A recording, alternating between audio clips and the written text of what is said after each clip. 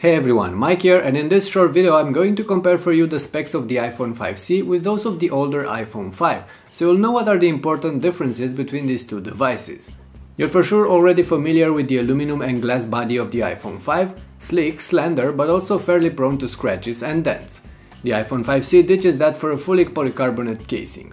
In other words, there's a glossy plastic shell on this phone, which on one hand makes it grippier, but on the other hand means that the coating is going to scratch in time. The 5C, however, will appeal more with its larger selection of colors, as it's not going to be available only in white and black like the iPhone 5, but in red, yellow, green, white or blue.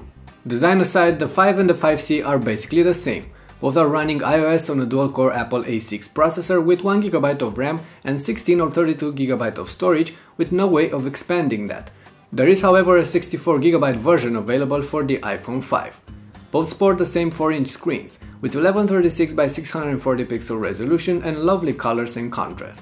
And both feature 8MP cameras with flash and f2.4 lenses, which on paper might not sound like a big deal, but when it comes to real-life performances, are some of the sharpest ones ever to be found on a smartphone. Last but not least, they both pack similar sized batteries, encased and non-removable, which are going to get you through the day with average use. How about the prices? The 5C starts at $99 with a 2-year contract for the 16GB version. That's basically how much the iPhone 5 would have cost if Apple decided to keep it in their offer, while cutting the current prices for $100. Unlocked, the iPhone 5C should be more affordable than the iPhone 5, but that's yet to be confirmed though. All these lead to one conclusion. The iPhone 5C is an iPhone 5 with a plastic case. I was expecting that, but I was also expecting it to be significantly cheaper than the 5. It's probably too early to draw conclusions, but unless the 5C will indeed cost less than the iPhone 5 and unless you really want a colored iPhone, there's little reason for you to choose it over last year's flagship, don't you think?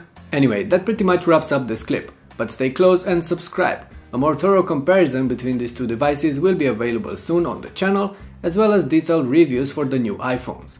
Catch you soon.